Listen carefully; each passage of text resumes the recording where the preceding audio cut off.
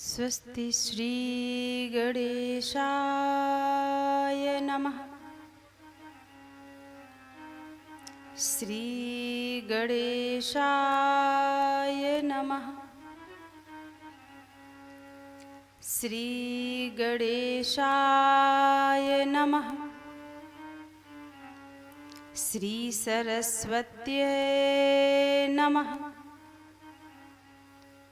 श्री राधा कृष्णाय नमः। श्रीमते रामचंद्राय नमः। श्रीमते रामानंदाचार्याय नमः। श्रीमते हनुमताय नमः। श्री गुरुचरण कमलेभ्यो नमः। वक्रतुंड महाकाय कोटि सूर्य समप्रभ निर्विघ्नं कुरु मे देव सर्वकार्येषु सर्वदा। सर्वमंगल मांगल्ये शिवे सर्वार्थसाधिके शरण्ये त्र्यंबिके गौरी नारायणी नमोस्तुते। नारायणं नमस्कृत्य नरं चैव नरोत्तमं देवी सरस्वती व्यासं ततो जयमुदीरये। भवानी शंकरो वंदे श्रद्धा विश्वासरूपिणो याभ्यां विना न पश्यन्ति सिद्धा स्वान्तास्थमीश्वरम्। शिवेति द्वाक्षरं नाम व्याहरिष्यन्ति ये जनः तेषां स्वर्गश्च मोक्षस्य भविष्यति न चान्यथा। नमस्ते नीलकंठाय वेधसे परमात्मने विश्वाय विश्वबीजाय जगदानंद हेतवे। नमो देव्ये महादेव्ये शिवाय सततं नमः। नमः प्रकृत्यै भद्राय नियतः प्रणतः स्मृतां कर्पूरगौरं करुणावतारं संसारसारं भुजगेन्द्रहारं सदा वसन्तं हृदयालिविन्दे भवं भवानी सहितं नमामि।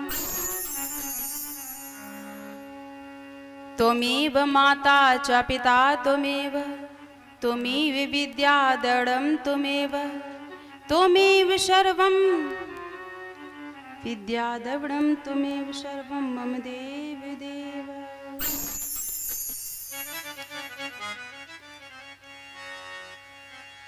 हर हर महादेव शंभो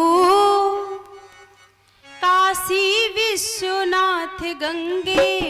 हर हर महादेव शंभो काशी विश्वनाथ गंगे। हर हर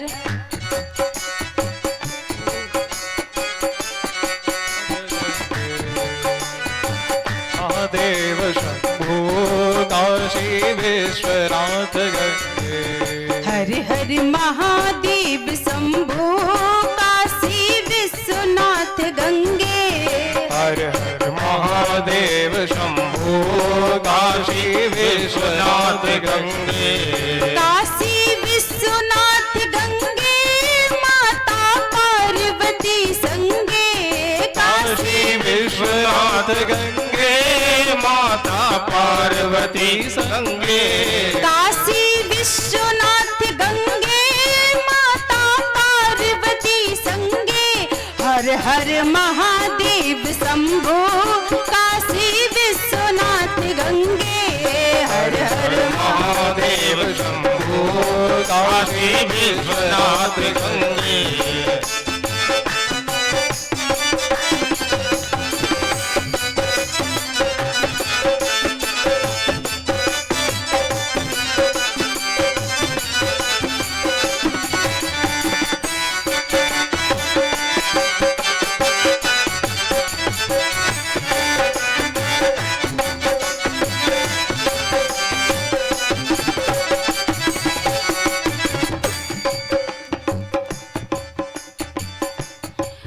हर महादेव शंभु काशी विश्वनाथ गंगे।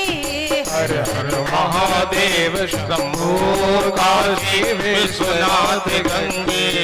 हर हर महादेव शंभु काशी विश्वनाथ गंगे। हर हर महादेव शंभु काशी विश्वनाथ गंगे।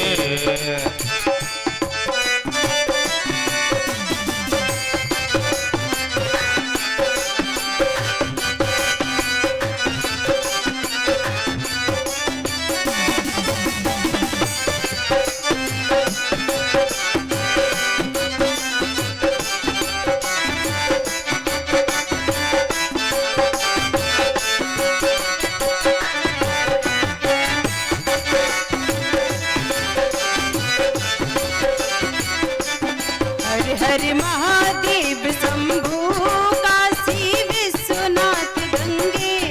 हर हर महादेव शंभु काशी विश्वनाथ गंगे। हर हर महादेव शंभु काशी विश्वनाथ गंगे। हर हर महादेव शंभु काशी विश्वनाथ गंगे। काशी विश्वनाथ गंगे। काशी विश्वनाथ गंगे। माता पार्वती संगे। ओ माता पार्वती संगे। माता पार्वती संगे। माता पार्वती संगे। माता पार्वती संगे। माता पार्वती संगे।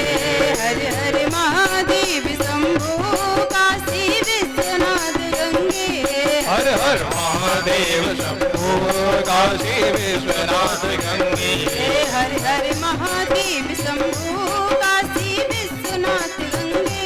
हर हर महादेव शंभु काशी विश्वनाथ गंगे। काशी विश्वनाथ गंगे। काशी विश्वनाथ गंगे। काशी विश्वनाथ गंगे। काशी विश्वनाथ गंगे। काशी विश्वनाथ गंगे। काशी विश्वनाथ गंगे। काशी विश्वनाथ गंगे। बोले काशी विश्वनाथ की जय। विश्वेश्वर महादेव की जय हो। श्री नर्मदेश्वर महादेव की जय हो। जगत जननी जगदम्बे मैया की जय हो। शिव महापुराण की जय हो। श्री रुद्र महायज्ञ की जय हो। श्री वृंदावन धाम की जय हो। बरसाना धाम की जय हो। गहवर वन धाम की जय हो। मान बिहारी लाल की जय हो। श्री गोपीश्वर महादेव की जय हो। श्री अयोध्या धाम की जय हो। गौ माता की जय हो। सदगुरुदेव भगवान की जय हो। जय जय श्री राधे। जय जय श्री राधे। जय जय श्री राधे श्याम। नमः पार्वती पते हर हर महादेव शंभु। परम मंगल में परात्पर अखिलेश्वर अकारण करुणा वरुणालय भक्त वांछा कल्पतरु बाघंबरधारी त्रिशूलधारी डमरूधारी भगवान शिव का वांगमय स्वरूप शिव महापुराण। प्यारे प्रभु प्रेमियों, यहाँ उपस्थित भक्तिमती माताओं तो कह नहीं सकते, मैया लोगों को तो अभी टाइम नहीं है। कोई बात नहीं, विराजमान सभी भक्तों के हृदय में बाल वृद्ध जितने भी भक्त विराजमान हैं, सभी के हृदय में विराजमान मेरे शिव पार्वती के चरणों में प्रणाम करते हुए यहाँ हो रहे 7 दिवसीय श्री रुद्र महायज्ञ के हम लोग आज प्रवचन के प्रथम दिवस में प्रवेश करेंगे।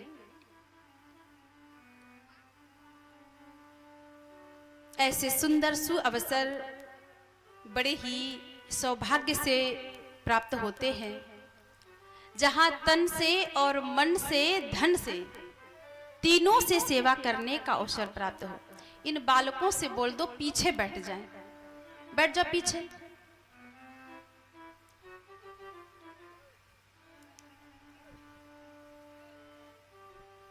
और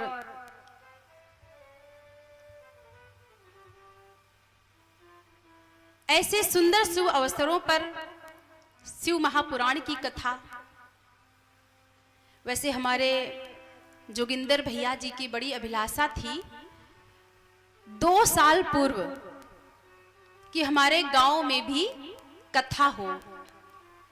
सत्संग के माध्यम से हम अपने गांव के, अपने परिवार के लोगों को जोड़ें।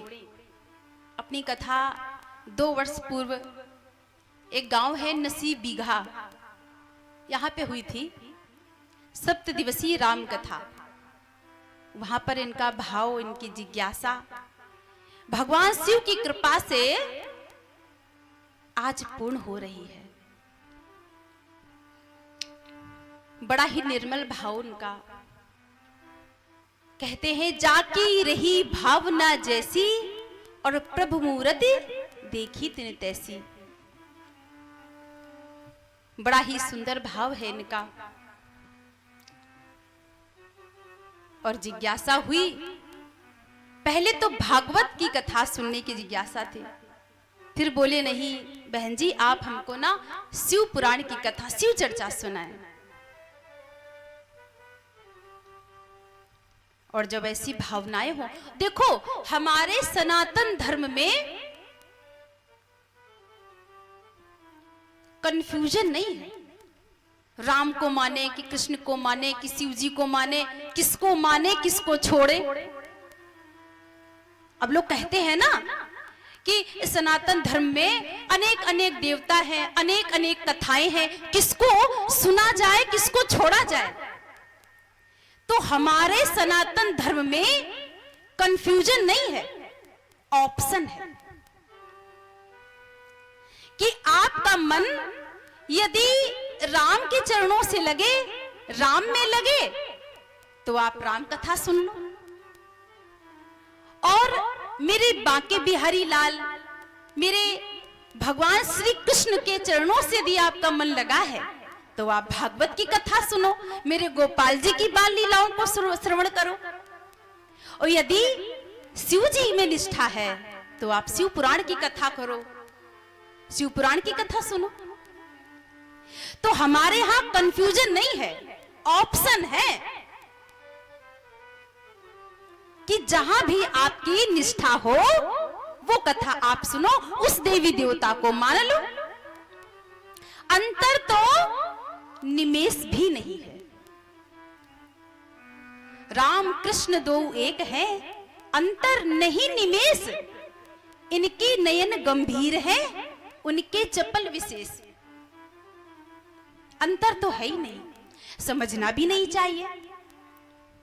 और शिव जी का संबंध क्या है राम जी से? राम जी कहते हैं शिव जी मेरे स्वामी हैं, मैं उनका सेवक हूं।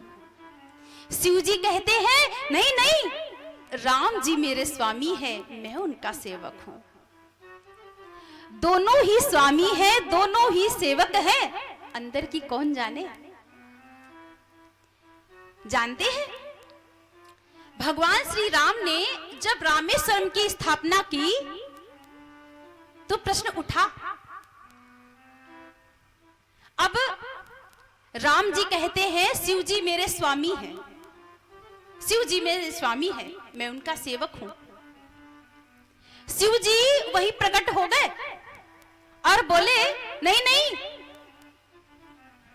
जो राम के स्वामी हैं, जो राम के स्वामी हैं वो है शिव। अच्छा, राम जी कहते हैं जो मेरे स्वामी हैं वो शिव है, शिव जी कहते हैं जो मेरे स्वामी है वो राम है। तो ब्रह्मा जी प्रकट हो गए, बोले कहा जो दोनों ही स्वामी हो और दोनों ही सेवक हो, झगड़ा मत करो बाबा। तो महाराज अंदर की सब बातें हैं, दोनों ही सेवक हैं, दोनों ही स्वामी हैं, संशय नहीं करना चाहिए।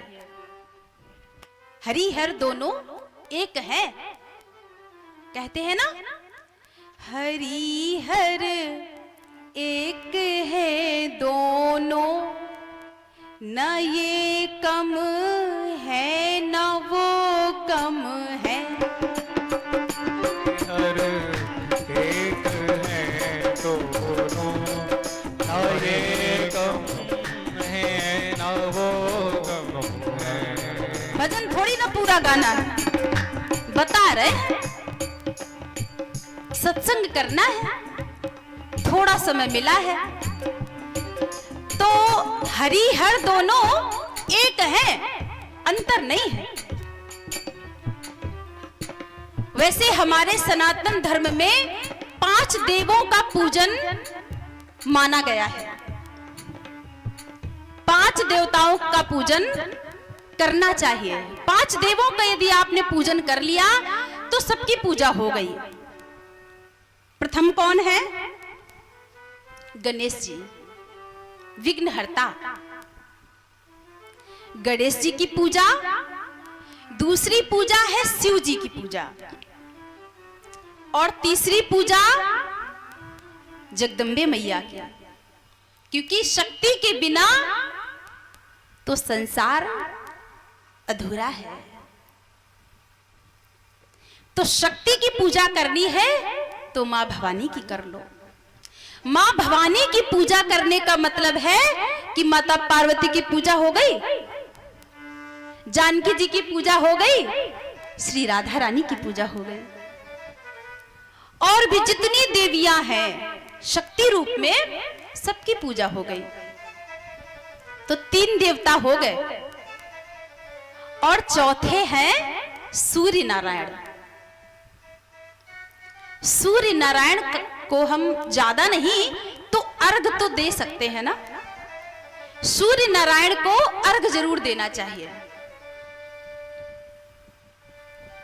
हमें वो ताप देते हैं,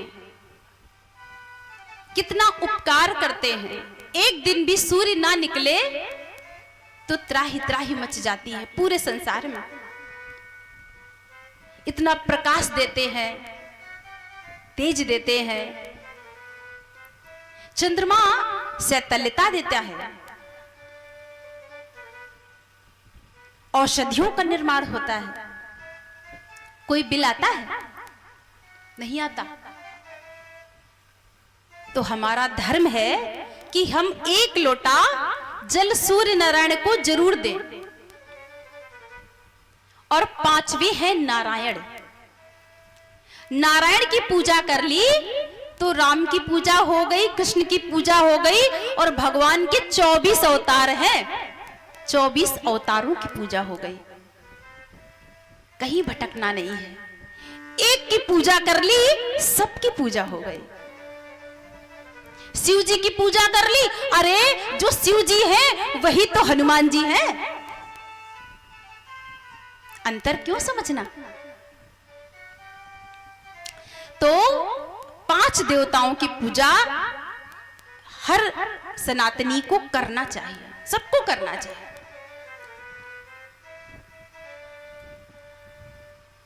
महाराज,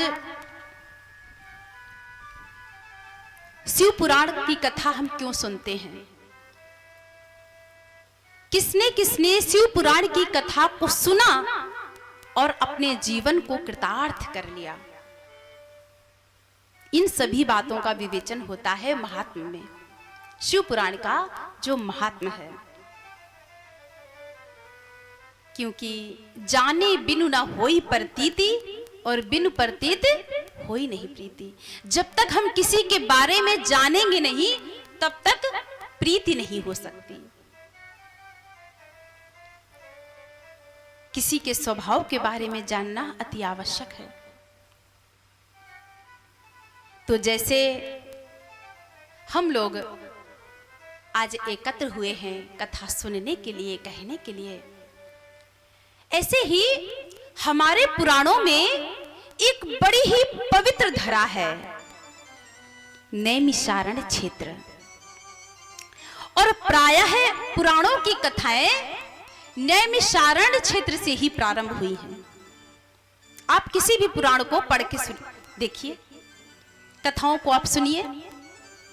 सूत जी कहते हैं, सौन का दिक प्रश्न करते हैं और प्रश्न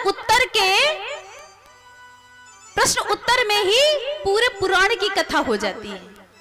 बोलो हर हर महादेव। अच्छा, हर हर महादेव हम क्यों कहते हैं? माने हम हर हर महादेव कह के बाबा से कहते हैं, बाबा मेरे दुख हर, मेरे क्लेश हर, मेरे पापों को हर। तो आप लोग जितने बार हर हर महादेव बोलेंगे उतने बार आपके पाप हर जाएंगे, क्लेश हर जाएंगे। इसलिए बीच बीच में हर हर महादेव अवश्य करें। तो पुराणों की कथाएं नैमिषारण्य क्षेत्र से ही प्रारंभ हुई हैं। आज 88,000 सौनकादिक ऋषि विराजमान हैं। सद्गृहस्थ संत हैं जिनका जीवन परोपकार के लिए है। आज अनुष्ठानिक रूप से बैठे थे और अनुष्ठान सबको करना चाहिए। कभी कभी स्वयं के लिए भी अनुष्ठान करना चाहिए। संकल्प लेके नवरात्रि आए तो मैया के लिए 9 दिन का उपवास करो, आराधना करो, संकल्प लेके।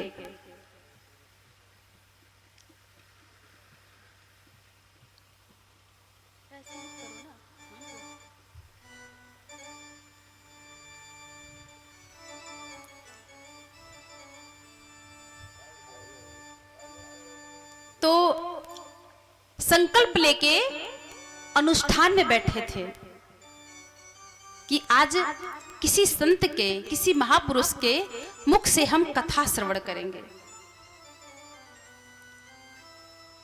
अब जैसे ही 88,000 ऋषि बैठे हैं, उनकी सभा में सूत जी का आगमन हुआ। सूत जी वेदव्यास जी के परम लाडले शिष्य हैं, सुखदेव जी के गुरु भाई हैं। सूत जी आए। सूत जी को देखकर सब ने प्रणाम किया, क्योंकि शास्त्र कहते हैं धन वृद्धा, बल वृद्धा, आयु वृद्धास्तथैवच ते सर्वेपि ज्ञान वृद्धाश्च किंकिरास्य किंकरा।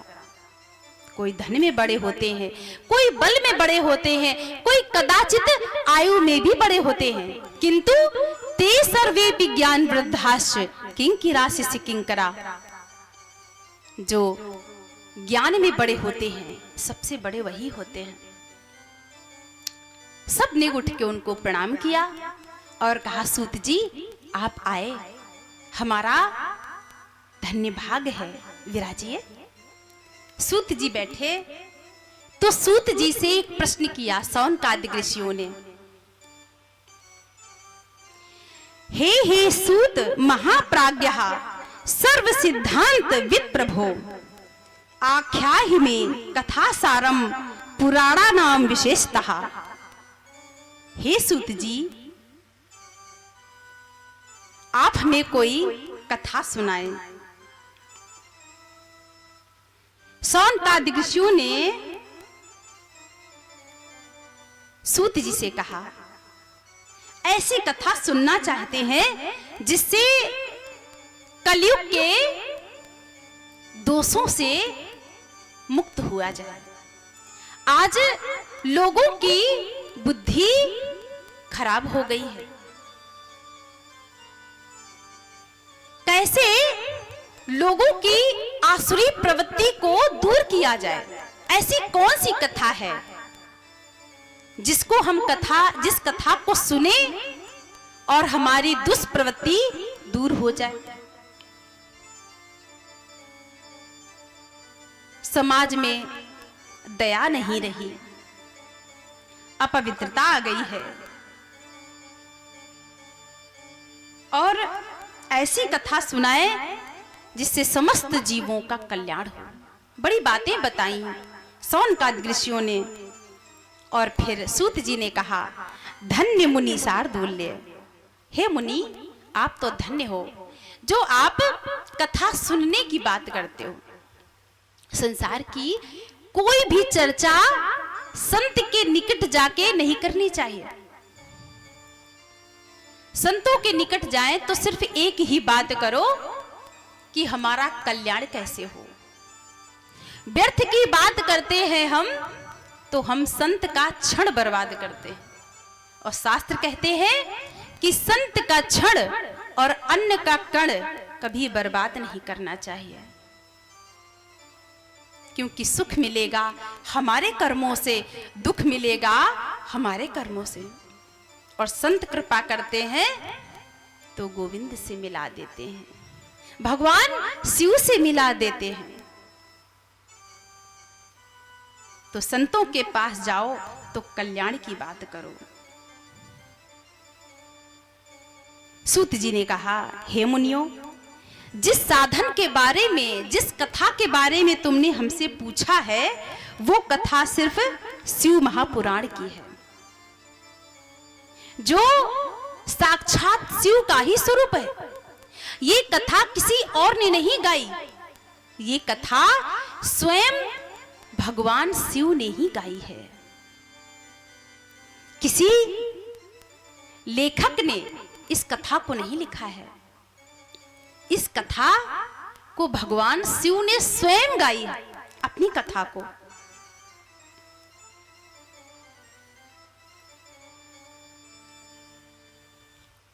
तो कहा, महाराज भगवान शिव ने कथा स्वयं गाई है और वो कथा आप हमें सुनाएंगे, और वो कथा आपको कैसे प्राप्त हुई, इस विषय में आप हमको बताएं।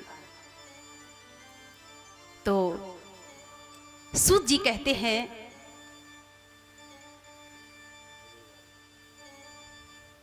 कि सर्वप्रथम शिव जी ने शिव पुराण की कथा अपने प्रिय भक्त नंदी को सुनाई, और नंदी ने सनत कुमारों को सुनाई, सनत कुमारों ने वेद व्यास जी को सुनाई, वेद व्यास जी ने यानी कि मेरे गुरुदेव ने, सूत जी कहते हैं, मुझे सुनाई, और वही कथा मैं आपको सुनाऊंगा कि कलयुग के प्राणियों की चित्त की शुद्धि कैसे हो। और चित्त की शुद्धि का सर्वोत्तम ग्रंथ है शिव महापुराण।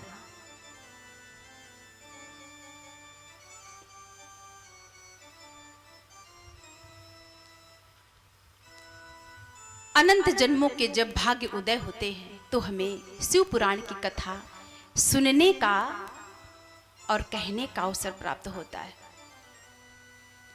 कहते हैं शिव पुराण की कथा समय हो तो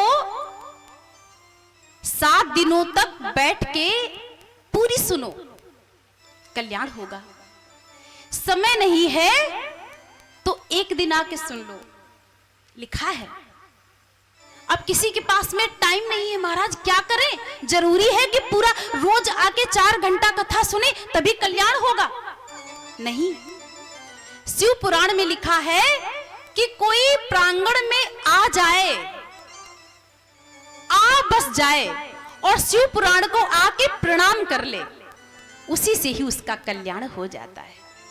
बोलो हर हर हर हर महादेव। तो आइए बाबा को मना लें, फिर आगे हम लोग बढ़ते हैं। आज तो कथा संक्षिप्त में ही रहेगी और कथा कल का समय 7 बजे से रहेगा। और नियम है कि प्रारंभ के दिन महात्मा की कथा हो, इसलिए कहना भी आवश्यक है। तो आइए छोटा सा भजन। डम डम डमरू बजाना होगा, भोले मेरी कुटिया में आना होगा। डम डम डमरू बजा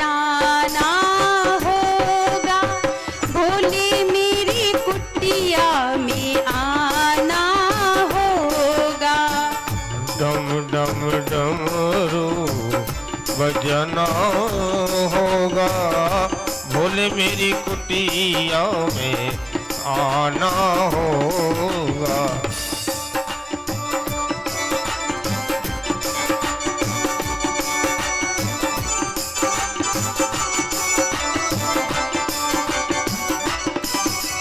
डम डम डमरू बजाना होगा, भोले मेरी कुटिया में आना होगा। डम डम डमरू बजा होगा, भोले मेरी कुटिया में आना होगा। सावन के महीने में हम गंगा जल लाएंगे, सावन के हम गंगा जल लाएंगे, सावन के महीने में हम गंगा जल लाएंगे।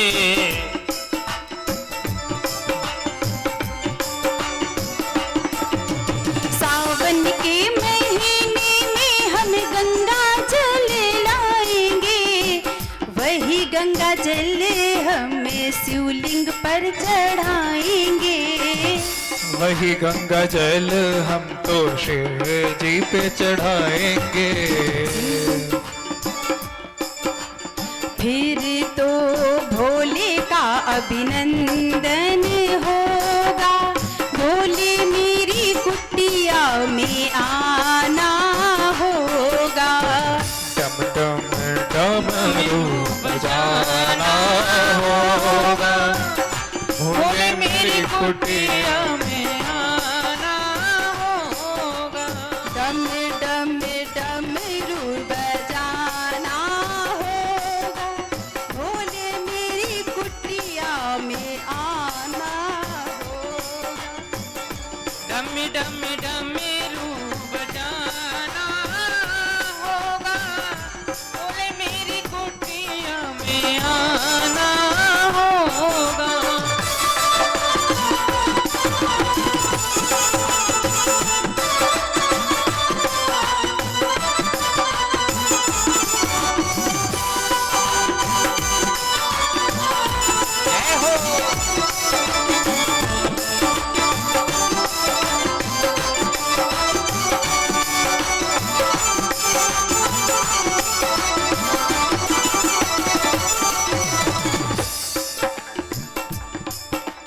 सावन के महीने में हम बेल पत्र लाएंगे, सावन के महीने में हम बेल पत्र लाएंगे।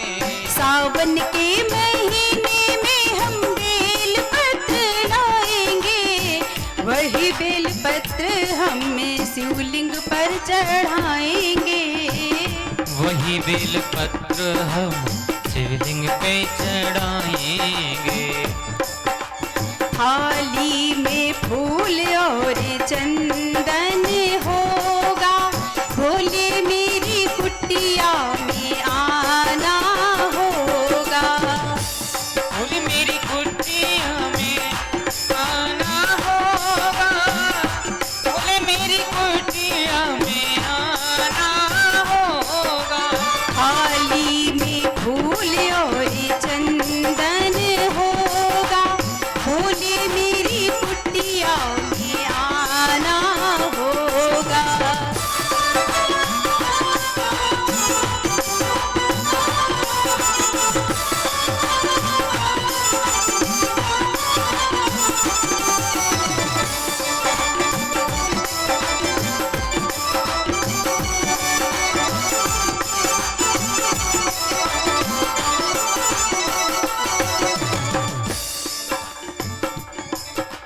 सावन के महीने में हम भांग धतूरा लाएंगे, सावन के महीने में हम भांग धतूरा लाएंगे।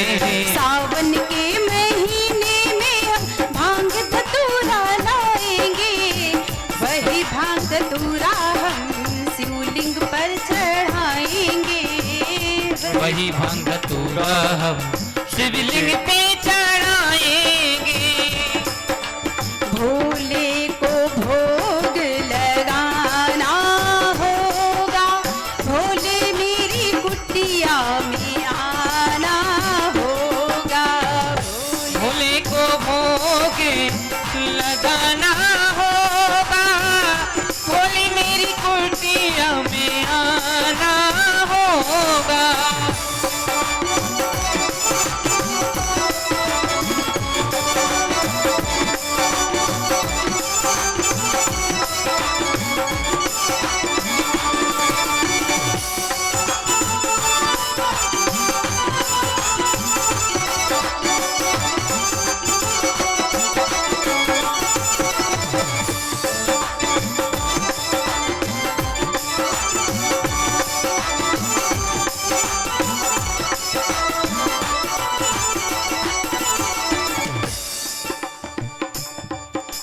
सावन के महीने में हम कांवड़ लेके आएंगे। सावन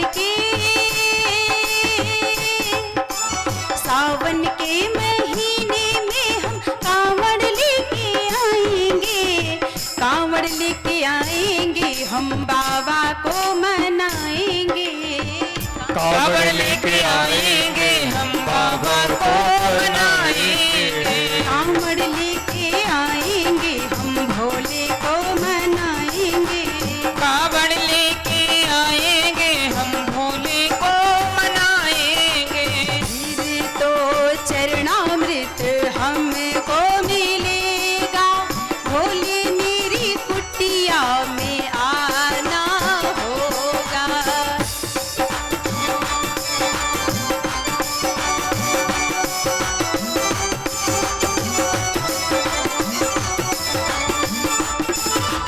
गौरा और गणपति लाना होगा, भोले मेरी कुटिया में आना होगा। गौरा और गणपति को लाना होगा, भोले मेरी कुटिया में आना होगा। डम डम डमरू बजाना होगा, भोले मेरी कुटिया में आना होगा।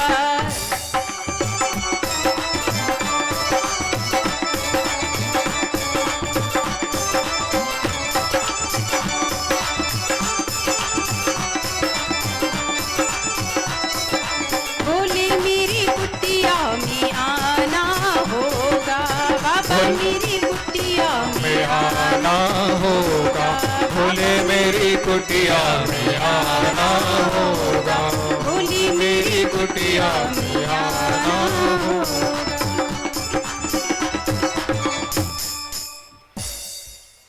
तो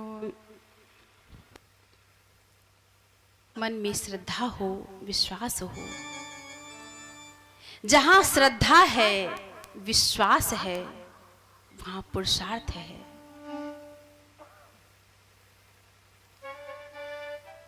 तो प्रश्न किया कि ये कथा हम तक कैसे आई। सूत जी ने सारा वृत्तांत बताया और कहा कि सभी पुराणों की अपनी एक महिमा है, सभी पुराणों की अलग अलग महिमा है, किंतु शिव महापुराण को भूतल पर सबसे उत्तम माना गया है। इसके पठन पाठन से व्यक्ति श्रेष्ठतम स्थिति पर पहुंच सकता है। कहते हैं सौनकादिकों से, ऋषियों, ये सबसे उत्तम फल देने वाला ग्रंथ है। जिस मनुष्य ने इस भूतल पर जीवन में एक बार भी श्रद्धा से शिव पुराण की कथा सुन ली, जीवन में एक बार, वो रुद्र रूप हो जाता है, यानी ये शिव का स्वरूप हो जाता है। ऐसा है शिव पुराण की कथा। किंतु श्रद्धा से, श्रद्धावान लभते ज्ञानम। श्रद्धा से सुनो सिर्फ जीवन में एक बार, तो कल्याण होता है। कथा श्रवण की विधि क्या है, कैसे सुने? तो कहते हैं कि कथा को शुभ मुहूर्त में सुनना चाहिए। कथा में कभी जाओ तो खाली हाथ मत जाओ, कुछ नहीं तो एक पुष्प ही लेके जाओ। वो भी ना संभव हो तो कम से कम श्रद्धा तो लेके आओ। कहते हैं ना, मन मेरा मंदिर आंखें दिया बाती। अरे कुछ नहीं है तो प्रभु से कह दो, मैया के सामने कह दो, मन मेरा मंदिर आंखें दिया बाती, होठों की है थालियां बोल फूल बाती, रोम रोम जीवा तेरा नाम पुकारती आरती आरती।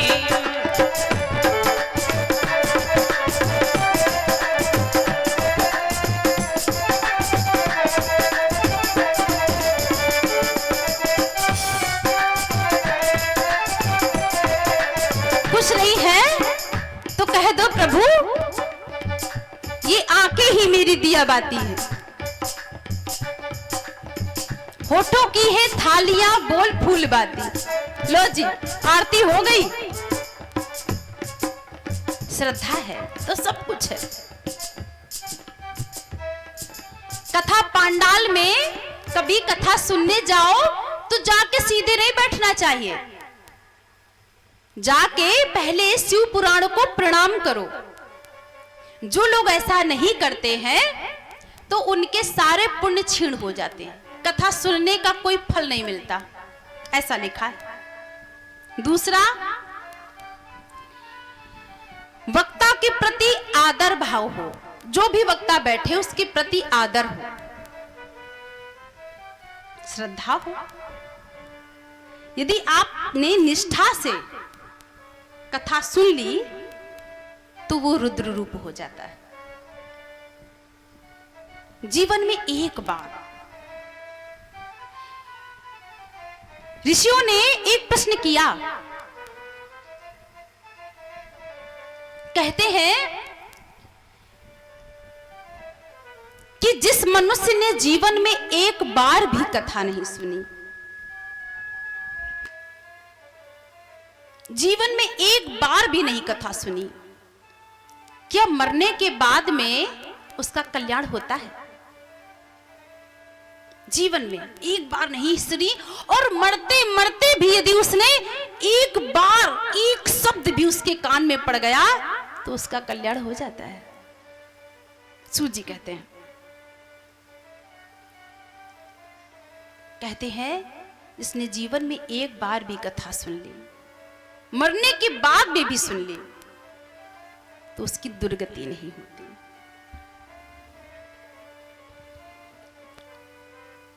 सैकड़ों वाजपेय यज्ञ करो, उसका जो फल मिलता है,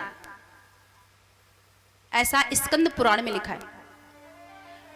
तो एक बार शिव पुराण की कथा सुनने का वो फल बिना यज्ञ किए मिल जाता है।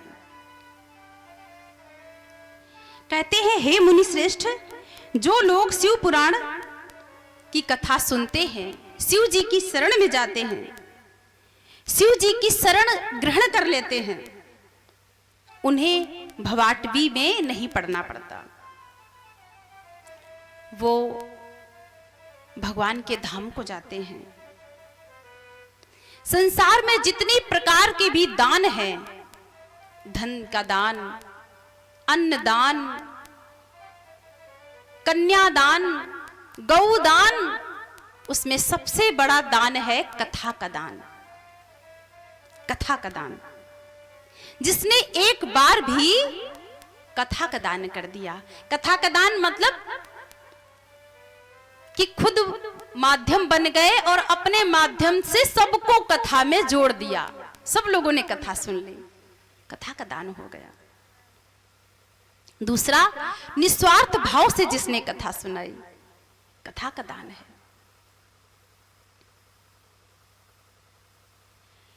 सभी दानों में सबसे श्रेष्ठ है कथा का दान। हे शौनकादिक ऋषियों, अमृत पीने वाला केवल खुद अमर होता है, लेकिन कथा को पीने वाला, कथा रूपी अमृत पीने वाला खुद तो अमर होता है और अपने अमर होने के साथ साथ अपने कई पीढ़ियों को भी तृप्त कर देता है। शिव पुराण की कथा जिनके परिवार में होती है, उनके पूर्वज वैकुंठ में, शिवलोक में बैठकर ताली बजाते हैं, खड़े होकर नृत्य करते हैं कि हमारे वंश में कोई तो ऐसा हुआ जिसने शिव पुराण की कथा करवाई। पापियों को भी तारने वाली है शिव पुराण की कथा।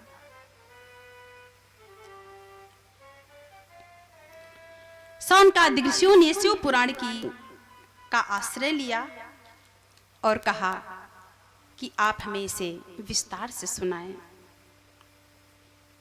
कहते हैं शिव पुराण को नित्य पढ़ना चाहिए, कुछ नहीं तो एक श्लोक तो अवश्य ही पढ़ना चाहिए। कितना भी आप व्यस्त हैं, एक श्लोक जरूर पढ़ना चाहिए। ऐसे पावन ग्रंथ को हम सभी लोग बार बार प्रणाम करते हैं।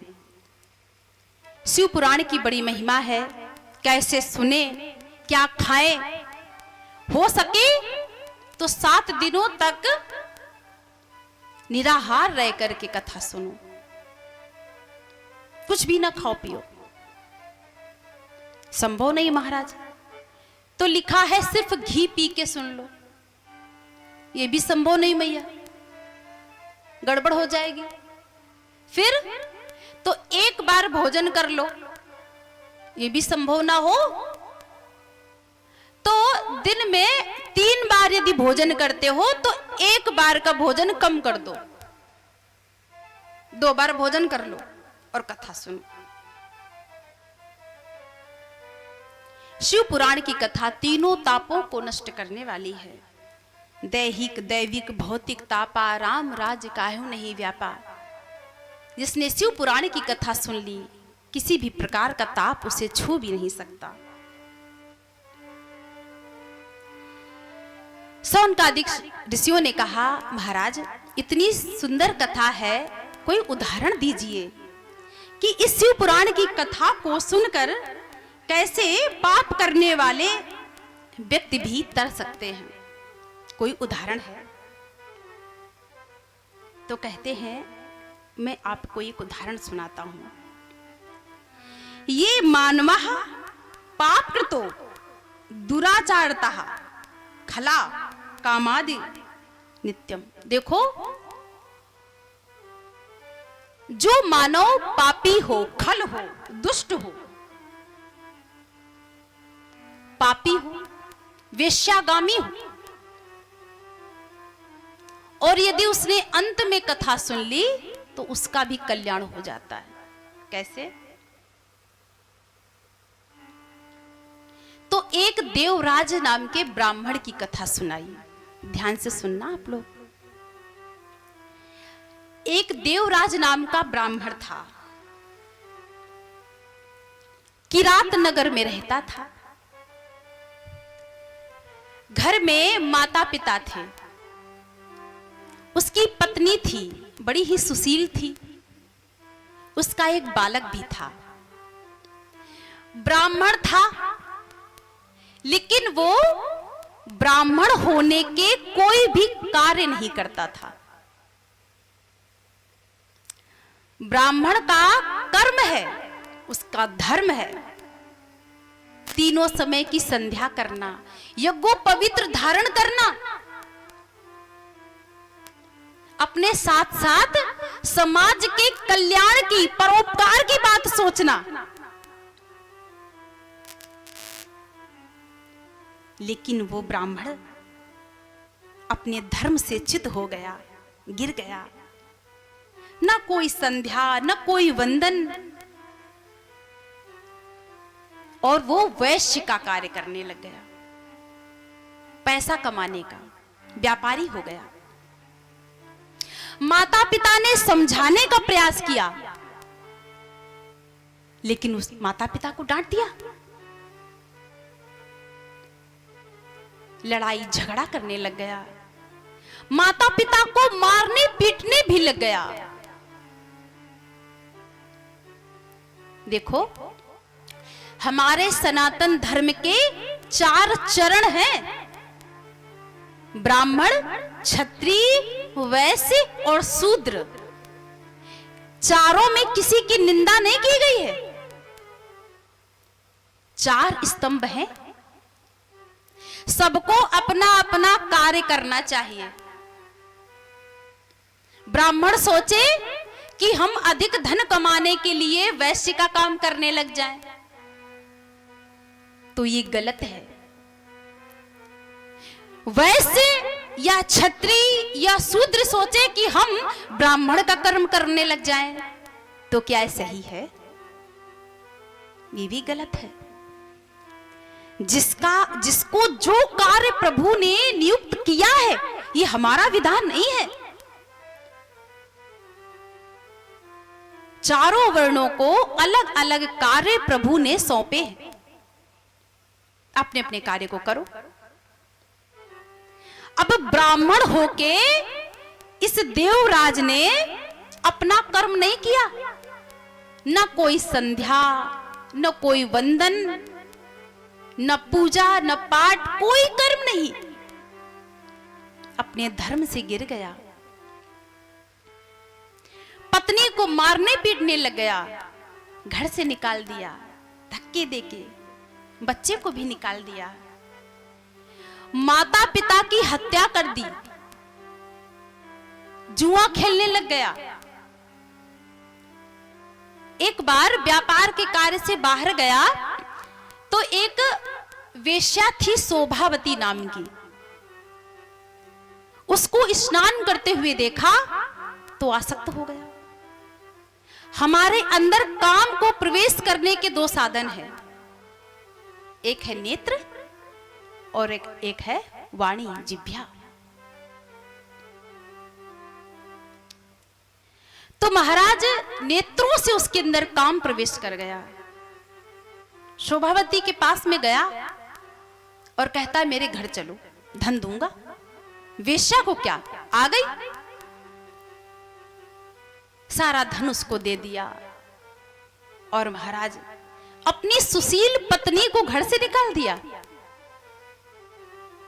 अधर्माचरण करने लग गया, गलत सलत खान पान में भी पड़ गया। अब जब पैसा आता है ना, तो व्यभिचार भी आते हैं।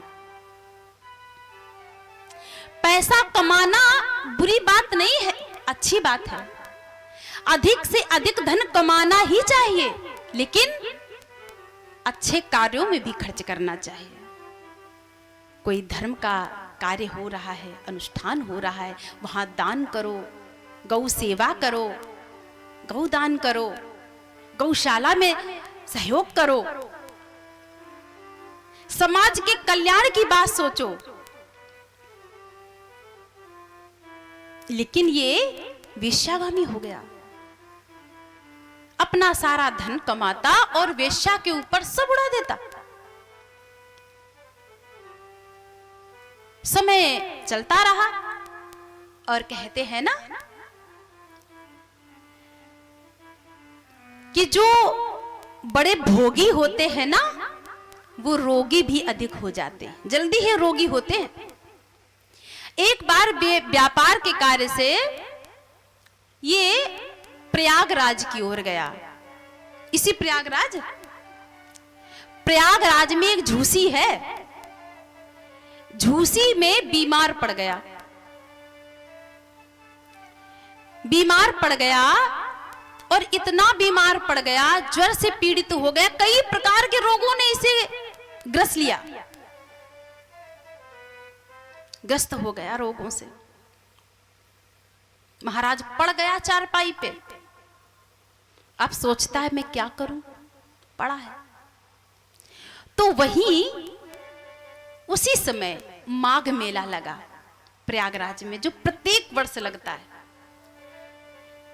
दूर दूर से सभी संत महंत सब विराजमान थे और एक दूसरे को नित्य मान के कथा सुन रहे थे, कह रहे थे। तो उस संतों की जिज्ञासा हुई कि शिव पुराण की कथा करो। तो शिव पुराण की कथा वहां प्रारंभ हुई और ये जो दुराचारी पापी था, दूर पड़ा हुआ कथा सुन रहा था। और जैसे ही प्रसंग आया कि इस पाप को करने की क्या सजा है नरक में, ये सजा मिलती, वो अब तो ये कांपने लग गया। और जो इसने जीवन में किया था उसकी सारी पिक्चर उसके सामने आने लग गई। क्या करूं अब? लेकिन वो नेत्रों से अश्रुधारा प्रवाह हो रही, उठ तो सकता नहीं, असाध्य हो गया। लेकिन उसने कथा बड़ी निष्ठा से पूरी सुनी। जैसे ही कथा विश्राम हुई, कुछ समय पश्चात कहते हैं एक दिन अंत तो आता ही महाराज, यमपुरी से यम के दूत आए लेने, चलो। और जैसे ही इसका मेकअप करने लग गए, मेकअप जानते हैं, बेड़ियों से जंजीरों से जकड़ने लग गए, तो उधर से भगवान शिव के गण आ गए। बोली शंकर भगवान की जय। त्रिपुंडधारी और हाथों में त्रिशूल, कहते हैं जैसे शिव जी है ना वैसे ही शिव गण है, शिव जी का ही स्वरूप है, रुद्रगण है। आए और कहा इसको तुम नहीं ले जा सकते। यमदूतों ने कहा क्यों, बड़े पाप किए इसने जीवन में, क्यों नहीं ले जा सकते? अरे इसको तो यमपुरी में बड़ी बड़ी यातनाएं सहनी पड़ेंगी और कई कल्पों तक ये नरक से निकलेगा नहीं। बड़े पाप किए इसने, वेश्यागमन का इसने पाप किया, अपने माता पिता की हत्या की, अपने सुशील पत्नी और बच्चे को घर से निकाला, कितना पाप किया है, इसको तो नरक में जाना ही पड़ेगा। शिवगणों ने कहा इसने सारे अपराध किए हैं, मैं मानता हूं बहुत अपराध किए हैं, लेकिन अंत में इसने शिव पुराण की कथा सुनी है, इसलिए इसको नरक में नहीं ले जा सकते, छोड़ दो। और महाराज धक्के मुक्की हो गई, यमदूतों को शिवगणों ने भगा दिया। और ये सारी पिक्चर पड़ा पड़ा देवराज ब्राह्मण देख रहा था। हाँ, देखता रहा, लेकिन करे क्या? शिवगणों ने उसे भगाया और फिर समय आया तब शिवलोक को गया आया, क्योंकि प्रायश्चित कर लिया बाद में अपने कर्मों का। शिवलोक गया, भगवान ने इसे अपने गणों का एक गण बनाया, अपनी सेवा दी। सूत जी कहते हैं ऋषियों, जब ऐसे दुष्ट ऐसे पापी के ऊपर भी शिव जी कृपा करते हैं, तो हम और आप सभी लोग कथा, शिव पुराण की कथा सुने तो क्या हमारा कल्याण नहीं होगा? हम सबका कल्याण होगा। जो संध्या स्नान सबसे दूर हो गया था, पथ भ्रष्ट हो गया था ब्राह्मण, उसके ऊपर भी शिव जी ने कृपा की। तो हम और आप सभी लोग कथा की शरण ग्रहण करें तो हमारा भी कल्याण होगा। आगे एक कथा और सुनाई है। कहते हैं एक वास्कल नाम का गांव था, समुद्र के तट पर। शौनकादिक ऋषियों ने कहा कोई एक उदाहरण और आप हमें सुनाए। तो कहते हैं एक वास्कल नाम का ग्राम था और उस गांव के ब्राह्मण और रहने वाले जितने भी थे सब पथभ्रष्ट हो गए थे। पूरे गांव के गांव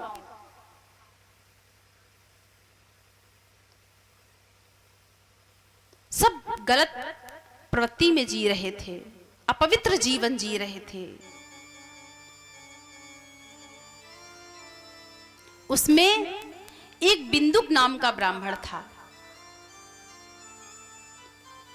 वो ब्राह्मण घर पे रहता, उसकी पत्नी थी चंचुला। दुष्ट था बिंदुक, तो माता पिता ने सोचा विवाह कर दें तो शायद सुधर जाए। ऐसा होता है प्रायः, माता पिता सोचते हैं विवाह कर देंगे तो सुधर जाएगा, लेकिन जो दुष्ट होते हैं ना वो कभी नहीं सुधरते। महाराज विवाह हो गया, इतनी सुशील उसकी पत्नी थी, पत्नी के लाख समझाने पर भी वो इधर उधर भटकता रहा। मद्यपान करता, मांस भक्षण करता। देखो सारे अवगुण उसके अंदर आ गए थे। जुआ खेलता। महाराज पर स्त्री की ओर भी नजर डालता, वेश्यागामी था, दूसरी स्त्रियों के संपर्क में रहता। उसकी पत्नी खूब समझाती रही, माता पिता समझाते समझाते तो चले गए। पत्नी समझाती लेकिन इसकी समझ में ना आता, उसके ऊपर हाथ उठाता, मारता पीटता और ये अपने घर का सारा धन उस दूसरी स्त्री को देने लग गया। देर देर रात तक आता, मद्यपान करके मदिरा पी के आता, पत्नी पर हाथ भी उठाता, मारता पीटता। कई कई दिनों तक घर में आता ही नहीं था। लेकिन एक बार चंचुला बड़ी ही सुशील और सभ्य थी, बड़ी ही भक्ता थी, बड़ी ही भक्ता थी। लेकिन एक दिन चंचुला भी गलत रास्ते पर चली गई। एक बात कहूं, बड़ी ही समझने की है। माताएं हमारी बहनें अवज्ञा होती हैं। स्त्री का पूरा शरीर पवित्र होता है, उनमें दोष नहीं होता है। वो कभी भी गलत रास्ते पर नहीं जाना चाहती। मजबूर यदि कोई करता है तो वो एक पुरुष है।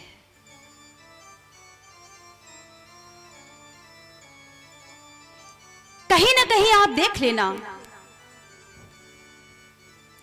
यदि माताएं बहनें गलत रास्ता अपनाती हैं तो अपने घर में पुरुष में कोई भी हो सकता है। माता पिता यदि बेटियां गलत रास्ता पकड़ रही हैं तो पिता और भाई की कमजोरी के कारण पहले से ध्यान क्यों नहीं दिया।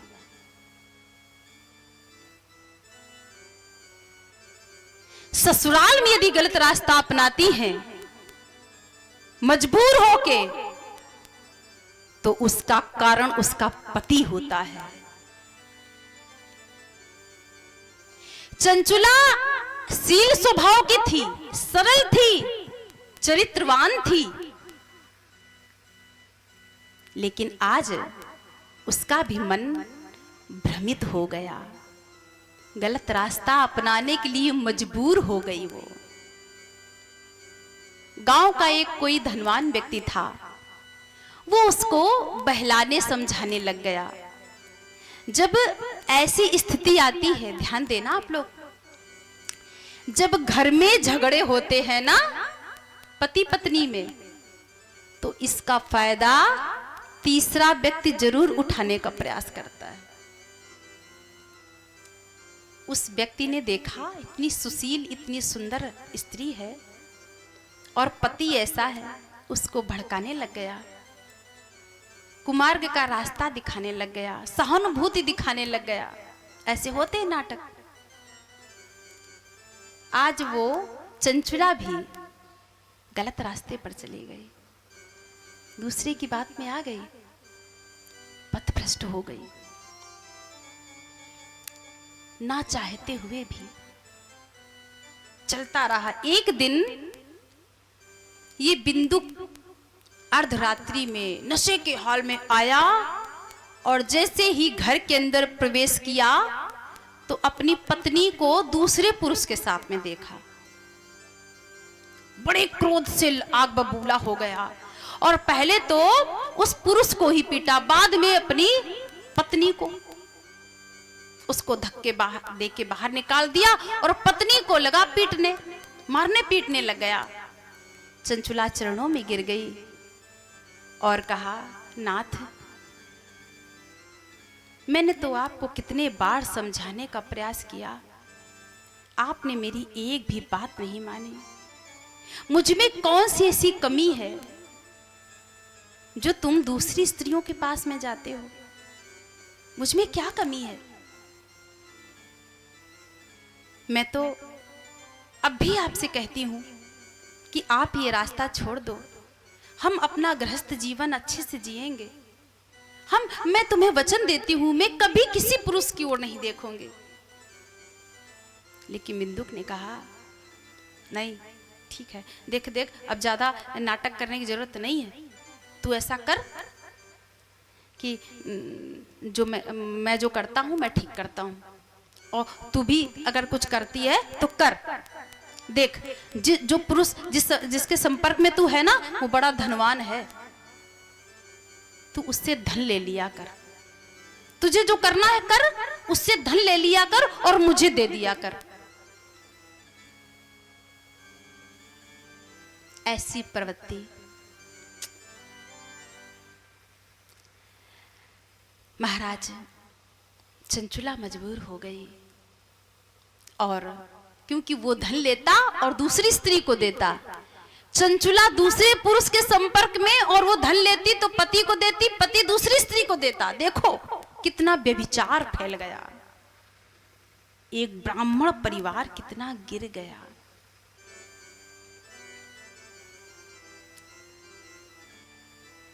और वो चंचुला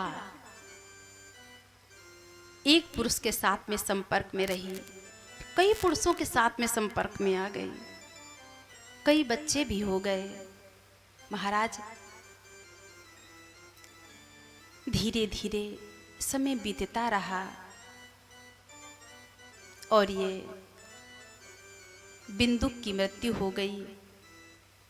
चंचुला भी वृद्ध हो गई, हाथ पैर शिथिल हो गए। बच्चे थे, बच्चों को जब पता चला अपने माँ के बारे में तो उसे घर से निकाल दिया, धक्के देके घर से निकाल दिया। चंचुला आज बैठी बैठी रो रही थी, मन में विचार करती है कभी कि मैंने अपने जीवन में कितने पाप किए, कैसा मेरा जीवन रहा। विचार कर रही थी, एक संतों की टोली देखी कि कुछ संत कीर्तन करते हुए जा रहे। चंचुला ने सोचा कि मेरे जीवन में कुछ नहीं है, इन बच्चों ने भी मुझे निकाल दिया, पति मेरा कभी था ही नहीं, मैं क्या करूं? चलो कुछ समय तक इन संतों के बीच में रहूंगी, मेरा जीवन बीतेगा, कथा कीर्तन में मन लगेगा, तीर्थों का भ्रमण करूंगी। चंचुला चल दी। गई, सभी संत विराजमान थे। एक जगह शिव पुराण की कथा हो रही थी। चंचुला घूमती फिरती गई और उसी कथा पांडाल में बैठ गई। प्रसंग चल रहा था कि जो व्यक्ति जैसा कर्म करता है उसे उसी प्रकार के नरक में जाना पड़ता है। प्रसंग चल रहा था कि जो स्त्री पर पुरुष का संग करती है उसे क्या दंड मिलता है। कई कल्पों तक उसे नरक में रहना पड़ता है, क्या क्या यातनाएं सहनी पड़ती है। जलते हुए खंभ से उसे निर्वस्त्र करके बांधा जाता है। कई प्रकार के नरकों का वर्णन हो रहा था। चंचुला ने जैसे ही ये सुना, महाराज वो तो कांप गई। और जैसे ही कथा विश्राम हुई, संत के चरणों में गिर गई। महाराज, मैं बड़ी पापिनी हूं, मैं बड़ी अभागिनी हूं। मैंने अपने जीवन में बहुत पाप किए हैं, मैंने बहुत पाप किए हैं। ना चाहते हुए भी मुझसे पाप हुए हैं। मेरे पापों की मुक्ति का कोई तो उपाय बता दो। संतों का हृदय द्रवित हो गया। बेटी, तुम घबराओ नहीं, तू अपनी सारी बात मुझे बता। चंचुला ने सब कुछ विस्तार से बता दिया कि गुरुदेव, मेरा एक परिवार था, एक ब्राह्मण से मेरा विवाह हुआ और ऐसी ऐसी घटनाएं घटी। मैं कुमार्ग नहीं अपनाना चाहती थी, मुझे मजबूर किया गया। मैंने बहुत पाप किए हैं गुरुदेव, मैं प्रायश्चित करना चाहती हूँ, कोई तो उपाय बताइए। संत ने कहा, बेटी तुम शिव पुराण की कथा सुन लो, विस्तार से कथा सुनो, तुम्हारा निश्चय ही कल्याण होगा। मां भगवती,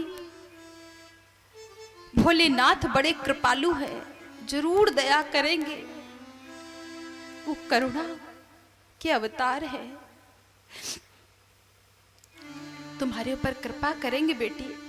लेकिन चंचुला ने कहा, गुरुदेव मेरे पास में कोई दक्षिणा नहीं, कोई पैसा नहीं, मेरे पास में कुछ भी नहीं है, मैं क्या करूं। गुरुदेव ने कहा, बेटी मुझे कुछ नहीं चाहिए, तू श्रद्धा से बैठ के बस कथा सुन ले। तू बैठ, कथा सुन। और उन संत ने संपूर्ण कथा सुनाई और कहा, बेटी पंचाक्षर मंत्र का जप करो तुम। ओम शिवाय नमः। स्त्रियों को सीधा मंत्र नहीं जपना चाहिए, पंचाक्षर मंत्र दिया, बेटी जप करो। संपूर्ण कथा सुनी चंचुला ने और जब तक उसका जीवन रहा इसी पंचाक्षर मंत्र का जप करती रही। जप करते करते करते करते एक दिन उसकी जब मृत्यु हुई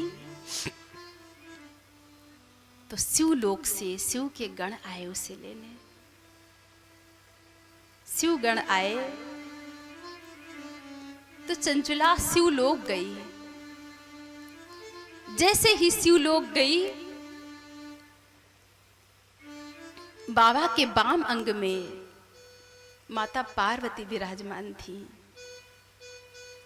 जैसे ही चंचुला को देखा, मां भगवती खड़ी हुई, खड़े होके चंचुला का आलिंगन किया, अपने हृदय से लगा लिया और कहा, बेटी। चंचुला ने मां को देखा और हिलकियों में रोने लगी। मां ने उसे सांत्वना दी और कहा, चंचुला तूने भले ही कितने ही पाप किए हो, कितने भी अपराध किए हो, मुझे सब पता है बेटी, लेकिन तूने अंत में शिव पुराण की कथा सुन ली, शिव पुराण की कथा सुन ली, इसलिए तेरे सारे पाप सब धुल गए, मिट गए। और तुझे मैं अपनी सखियों में अपनी एक सखी बनाती हूं। तू मेरी सेवा में रहेगी चंचुला। चंचुला ने मां को प्रणाम किया और भगवती की एक सखियों में एक सखी बन गई। मां की सेवा करती, पुष्प चुन के लाती, खूब सेवा करती। भगवती खूब प्रसन्न रहती चंचुला के ऊपर। एक दिन चंचुला एकांत में बैठी थी, एकांत में बैठी शांत भाव से, आंखों में आंसू भी थे, कुछ सोच रही थी। माता पार्वती ने देखा, माता पार्वती गई और कहा, चंचुला क्या बात है, तू कुछ सोच रही है, क्यों चिंतित है, बता ना। तू मेरी सखी है, मेरी सहेली है, बताओ क्या बात है। चंचुला हिलकियों में रोने लगी, मां के चरणों में प्रणाम किया और कहा, मां आप तो जग जननी मां हो, आप तो शक्ति स्वरूपा हो, आपको सब कुछ पता है मां। जो संसार को नहीं पता वो आपको पता है मैया। मेरे मन में एक प्रश्न है। मैंने जीवन में बहुत पाप किए, बहुत अपराध किए मां, और आपकी कृपा से मुझे शिवलोक में स्थान मिला। लेकिन मां, मैंने शिव पुराण की कथा सुनी, उसका परिणाम यह है कि आपकी सन्निधि मुझे मिली। लेकिन मेरे मन में एक प्रश्न रहता है कि मेरे पति कैसे होंगे। क्या आपको पता है मां? आपको सब कुछ पता है। आप जगदम्बा हो, जगत जननी हो मां। वो कैसा भी था, भला था, बुरा था, जैसा भी था, आखिर वो मेरा पति था मां। उसने जीवन में बहुत पाप किए, किंतु मैंने उसके साथ 7 फेरे लिए हैं। भगवती ने कहा, चंचुला, जिस पति ने, जिस आदमी ने तुझे कुमार्ग का रास्ता दिखाया, बेटी, यदि शिव जी कृपा न करते, संत कृपा न करते और तू शिव पुराण की कथा न सुनती, तो जो यातना तेरे पति को मिल रही है वो यातना तुझे भी मिलती। जानना चाहती है तेरा पति इस समय कहां है? वो विंध्य नाम के पर्वत पर एक बहुत बड़ा प्रेत बन के पड़ा है, प्रेत बन के पड़ा है। कोई भोजन नहीं, कोई जल नहीं। भोजन जल के नाम पर क्या मिलता है? विष्टा। और जल जो शौच के बाद में बच जाता है, जल वो प्रेत बन के पड़ा है, भूख और प्यास से तड़प रहा है। इतना सुन के चंचुला विकल हो गई। मां, मेरे पति की मुक्ति का उपाय बताओ ना मां। भले ही वो कैसा भी था, जिस प्रकार मैंने शिव पुराण की कथा सुनी, क्या मेरे पति की भी मुक्ति हो सकती है? उसका कल्याण हो सकता है? माता भगवती ने कहा, बेटी, तू तो धन्य है। यदि तेरी इच्छा है तो मैं शिव पुराण की कथा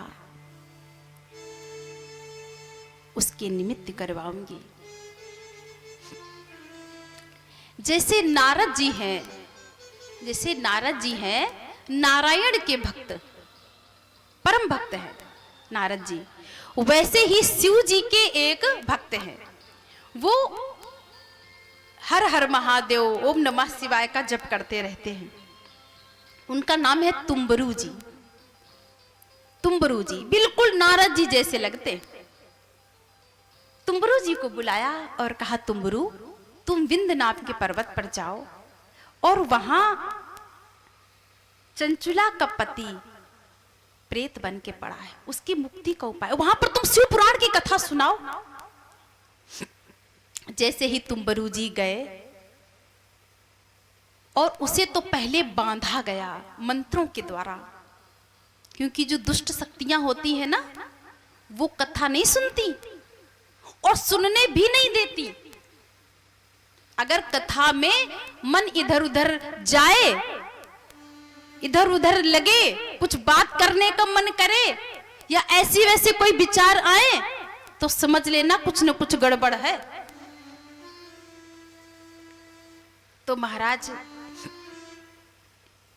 उसे तो पहले मंत्रों के द्वारा बांधा गया, फिर तुम्बरू जी ने कथा सुनाई। जैसे ही शिव पुराण की कथा विश्राम हुई, चंचुला भी गई थी। चंचुला ने भी कथा सुनी बिंदुक के निमित्त। जैसे ही कथा विश्राम हुई और फिर एक शिवलोक से विमान आया और उस विमान में शिव रुद्र रूप में हो गया। रुद्र रूप में बिंदुक हो गया जो प्रेत बन के पड़ा था, और उस विमान में चंचुला भी विराजमान हो गई, पति लोक को गई। शिव जी ने उसे सेवा दी। ऐसी है शिव पुराण की कथा। बोली शंकर भगवान की जय। आज की कथा यहीं पर विराम करेंगे एक छोटे से भजन के साथ में, और कथा कल का समय 7 बजे का है। आप लोग समय से आए। बड़ी ही सुंदर सुंदर कथाएं हैं, सब लोग आनंद लेंगे।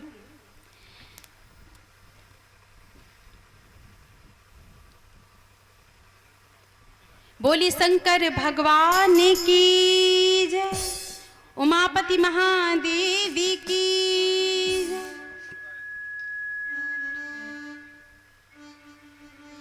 भोलेनाथ चले आओ, शंभुनाथ चले आओ, भोलेनाथ चले आओ, शंभुनाथ चले आओ। शिव शंकर भोले भंडारी आकर दरस दिखाओ।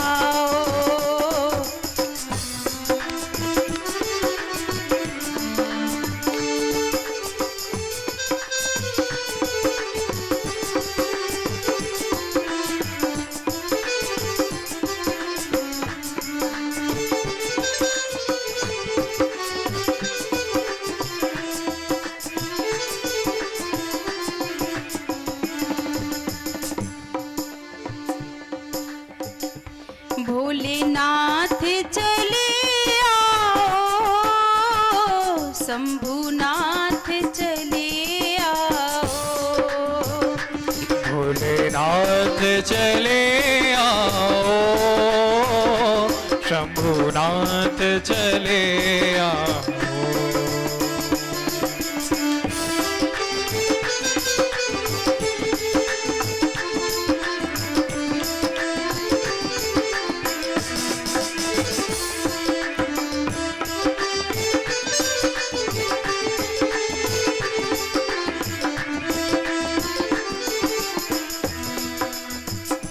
भोलेनाथ चले आओ, शंभुनाथ चले आओ, भोलेनाथ चले आओ, शंभुनाथ चले आओ। शिव शंकर भोले भंडारी आकर दरस दिखाओ। शिव शंकर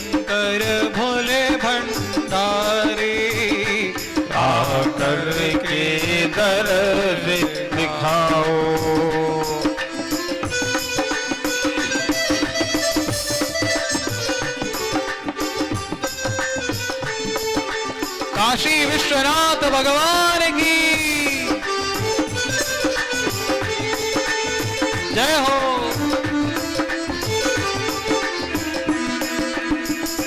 भोलेनाथ चले आओ, शंभुनाथ चले आओ, भोलेनाथ चले आओ, शंभुनाथ चले आओ।